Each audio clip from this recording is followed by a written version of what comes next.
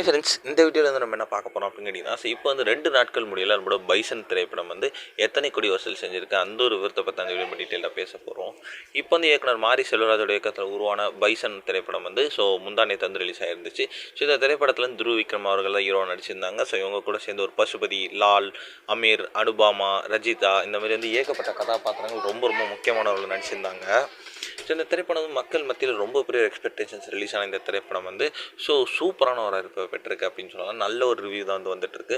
Maximum வந்து 80% கிட்ட positive reviews மட்டும்தான் இருக்குது. ஆனால் வந்து ஒரே ஒரு சின்ன ரெக்ரெட் என்ன அப்படின்னு கேட்டிங்கன்னா, எல்லா மாரி செல்வராஜ் படம் மாதிரியே இருக்குது, எல்லா மாரி செல்வராஜ் படத்தையும் கலந்து போட்ட மாதிரி இருக்குது அப்படின்னு சொன்னாலுமே வந்து மெயினாக வந்து ஒரு ப்ளஸ்ஸான விஷயம் பசுபதியோட ஆக்டிங் ரொம்ப ரொம்ப சூப்பராக இருக்குது அப்படின்னு சொல்கிறாங்க. துருவ் விக்ரம் தாண்டி அவர் ரொம்ப சூப்பராக நடிச்சிருக்காங்க அப்படின்னு சொல்கிறாங்க. இந்த திரைப்படம் வந்து 2 நாட்கள் முடியல கிட்டத்தட்ட 13 கோடி வரைக்கும் வந்து வசூல் செஞ்சுருக்காங்க. விச் இஸ் நல்ல ஒரு வசூல் அப்படின்னு சொல்லலாம். வெயிட் பண்ணி தான் பார்க்கணும் இன்னும் போகும் நாட்களில் எத்தனை கோடி வசூல் செய்யுது அப்படின்ட்டு.